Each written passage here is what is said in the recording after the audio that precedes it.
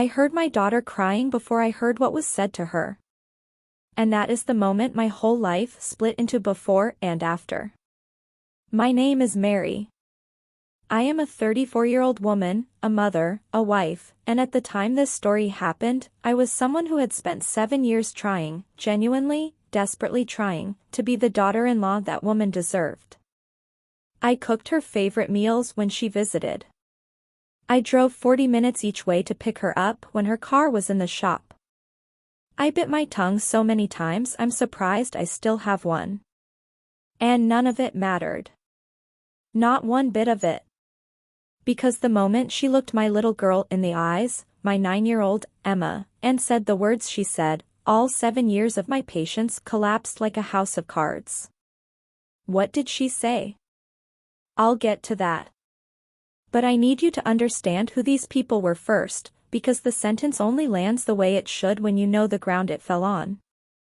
And if you've ever had someone in your family, someone who was supposed to love your child unconditionally, use that child as a chess piece instead, then you already know exactly the kind of cold I felt in my chest that afternoon.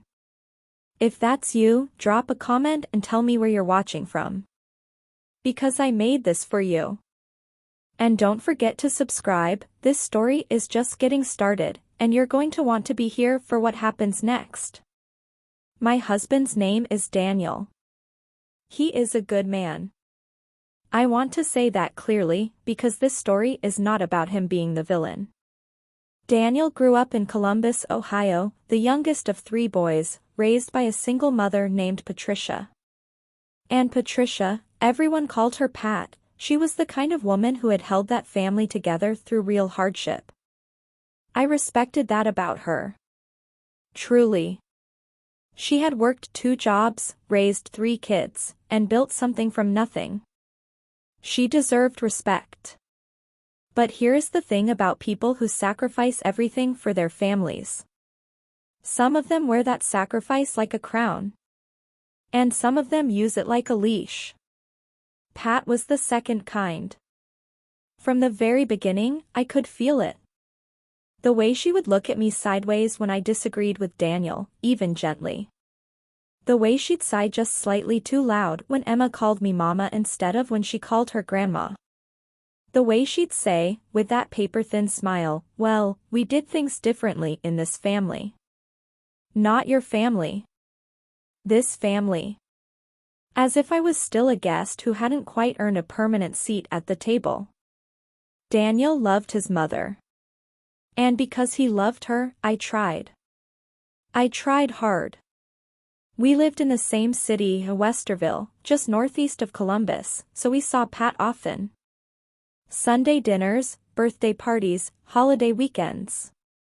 Every single time, I put on the armor of a good attitude and I walked in smiling.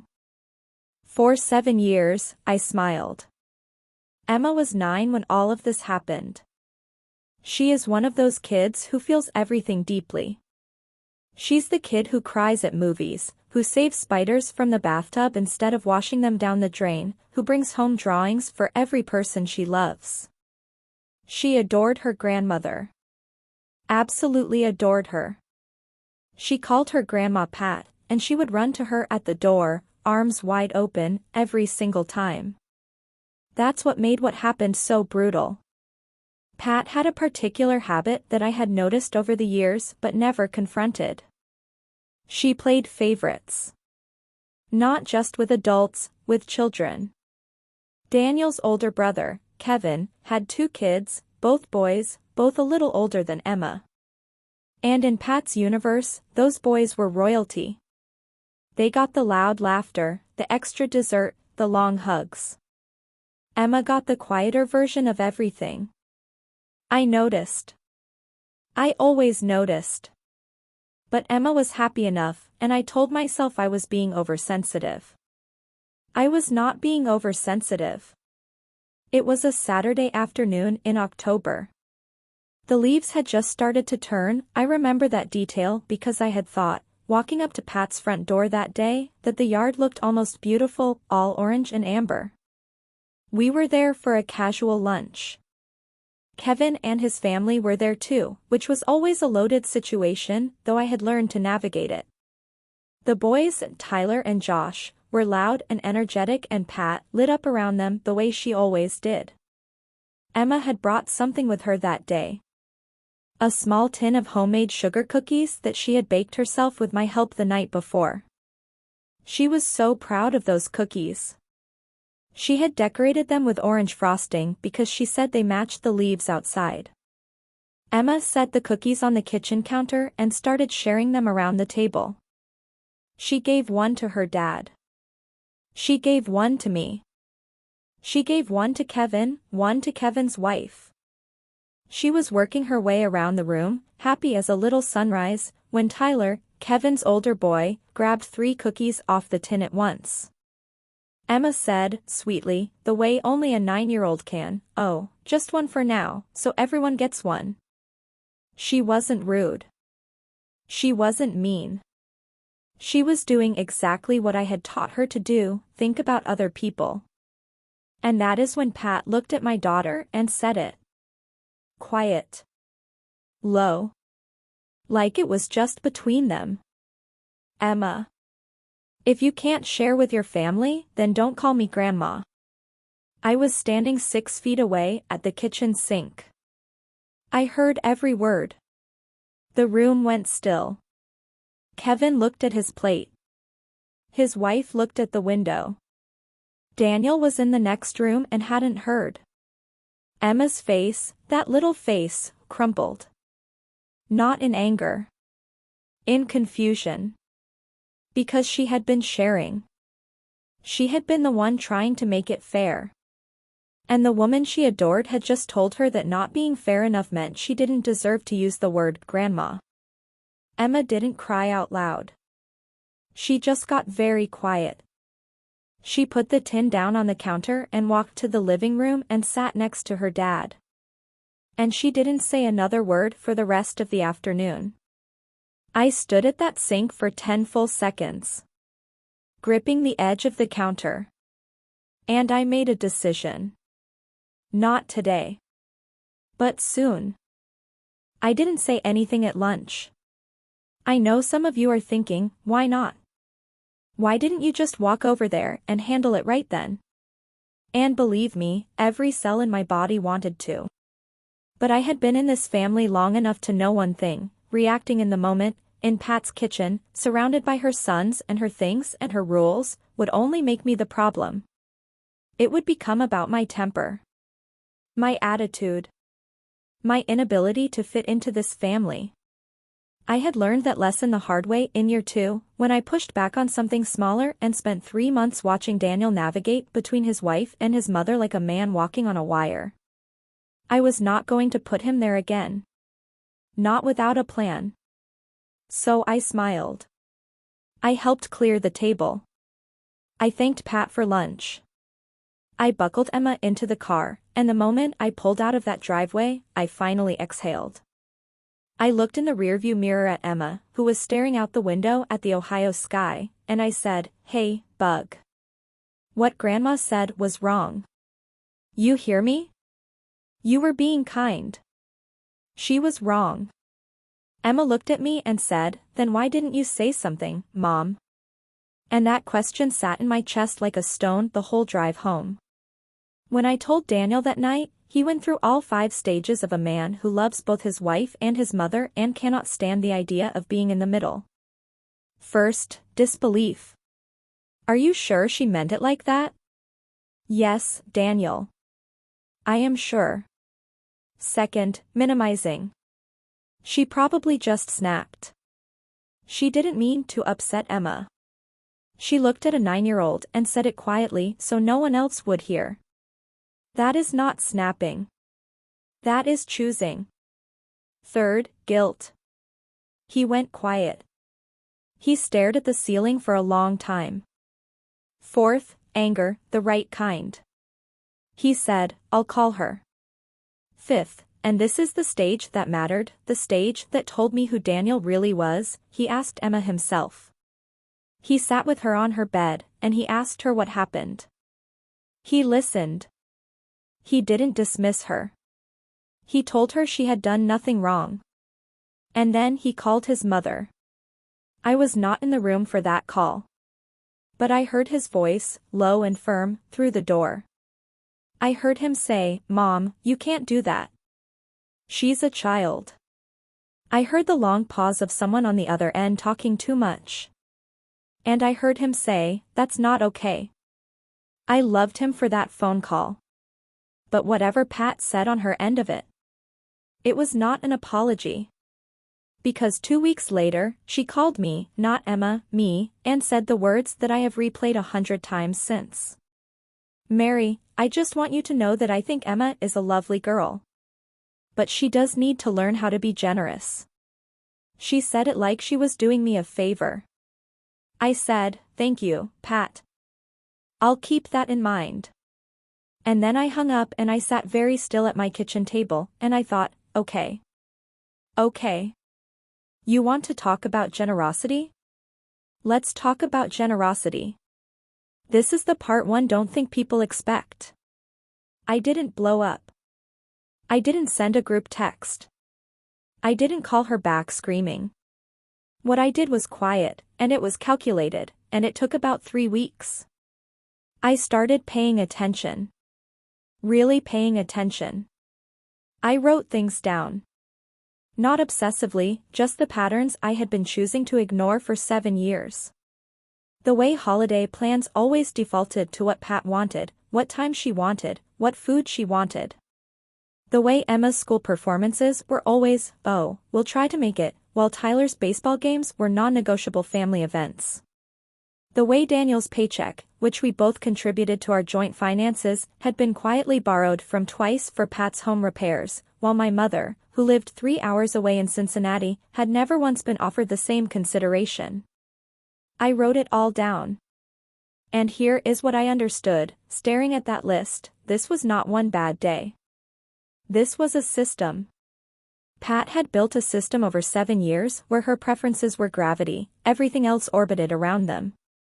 And I had helped her build it by staying quiet.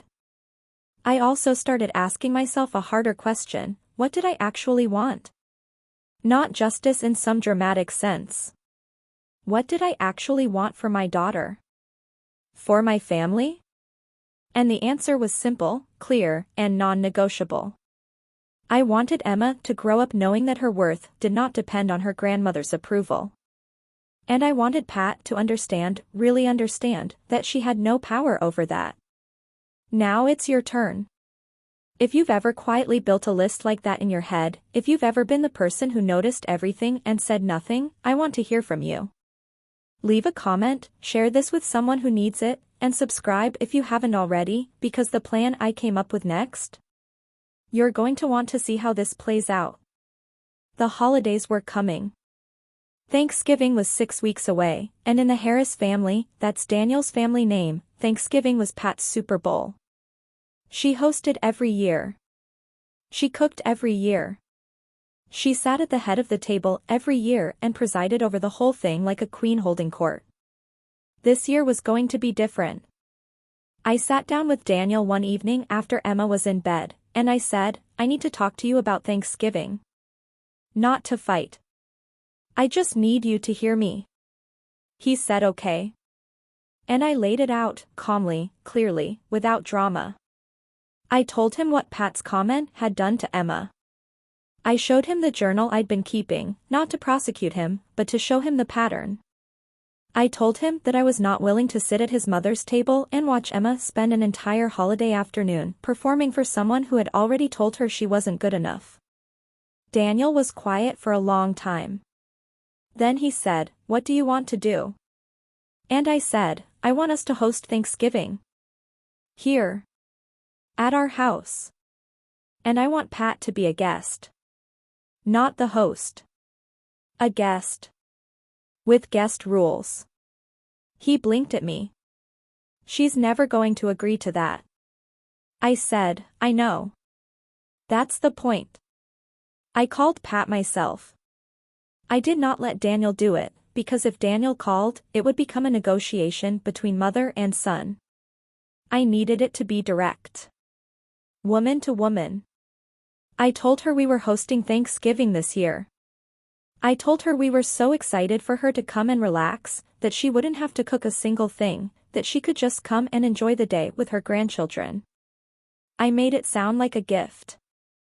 I made it sound like I was doing her a favor. Because on one level, I was. She was being given the option to show up, be welcomed, and be present for her grandchild. That was a genuine offer. What she heard, though, was a loss of territory. And I knew she would hear it that way. I counted on it. She paused on the phone for a moment and then said, "Well, I'll bring my green bean casserole." I said, "Oh, that's so sweet of you to offer, but we've got the menu all covered this year. You just come with your beautiful self and we'll take care of everything." Another pause. Longer. "I always bring the casserole, Mary." I said, "I know. And this year you get the year off. It'll be so nice for you to rest." She said she would think about it. Which meant she was going to call Daniel. Which is exactly what happened. Daniel held the line. I had prepared him. We had talked for hours. He was calm, he was kind, and he told his mother the same thing I had said. We were hosting, she was welcome, and we hoped she'd come. The Sunday before Thanksgiving, she called back and said she would come. And I could hear something in her voice that I had never heard before, a tightness, a flatness. She was coming. But she knew something had shifted. She just didn't know how much yet. I want to paint this picture for you, because it matters. Our house smelled like roasting turkey and cinnamon by 10 in the morning. Emma had made place cards for every seat at the table, little folded cards with hand-drawn leaves on them. She had made one for everyone, including Grandma Pat. She had drawn a little sunflower on Pat's card because, she told me, Grandma likes yellow. I stood in the kitchen watching my daughter carefully arrange those cards and something in my chest cracked open just a little. This child, who had been told she wasn't generous enough, was decorating the table for the woman who had said it. That is who Emma was. And no one, was going to take that from her. Pat arrived at 2 in the afternoon. Kevin and his family came too, which was fine, I had planned for it. We had a real table now, the right kind of table, where everyone had a seat, where no one was the sun and everyone else a planet. I had set Pat next to Emma on purpose. Not as a punishment. As an opportunity. I wanted Pat to sit next to that little girl who had drawn her a sunflower card and know exactly what she had almost thrown away. Dinner was beautiful. Not perfect, nothing with family ever is, but warm, and loud, and real. Emma talked and laughed. She helped pass dishes. She poured water for the guests because she wanted to. Not because she was told to. Because that is who she is. And at some point during the meal, I watched Pat look at Emma really look at her, and something in the old woman's face softened. Not melted. Not all the way. But shifted. Emma had said, "Grandma, I saved you the first piece of pie because it's the biggest." And Pat had gone very still. She said, quietly, "Thank you, sweetheart." It wasn't an apology. But it was something. After dinner, while Daniel and Kevin were in the living room and the kids were in the backyard chasing each other through the fallen leaves, I sat down across from Pat at the kitchen table. Just the two of us.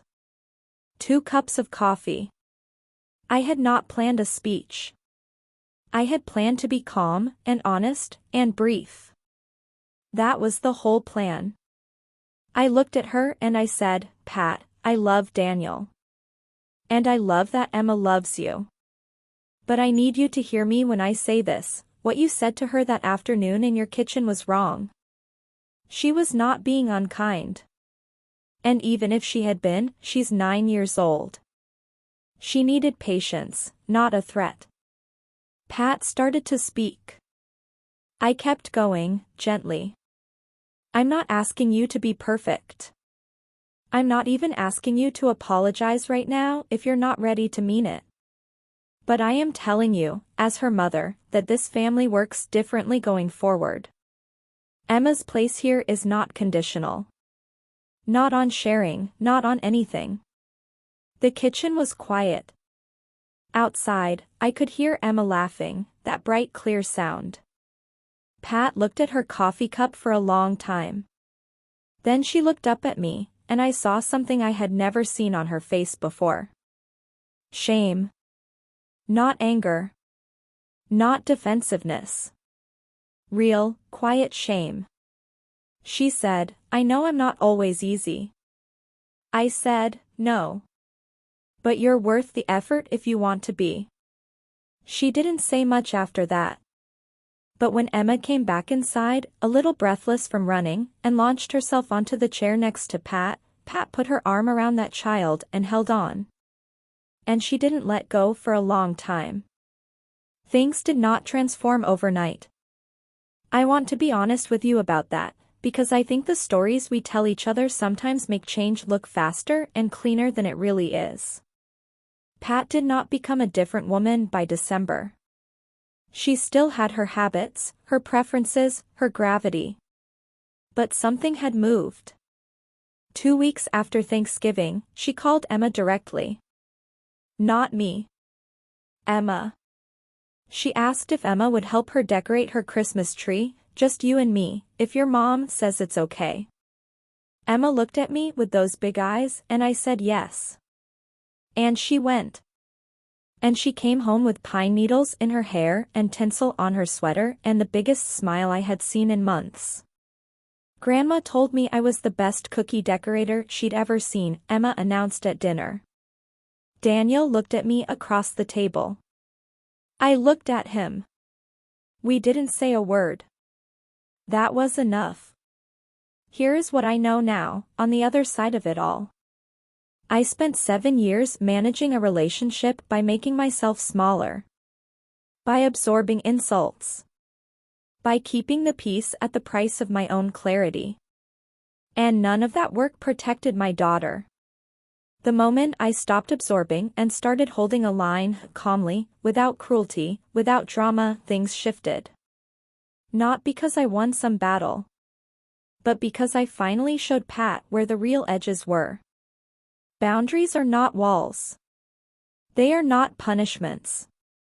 They are the lines that say, here is where my child's worth begins, and no one crosses it.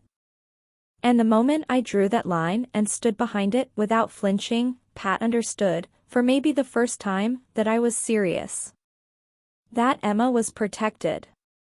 And that the family she wanted to be part of was still open to her, as long as she chose to treat the people in it like they mattered. I have thought about this story a lot.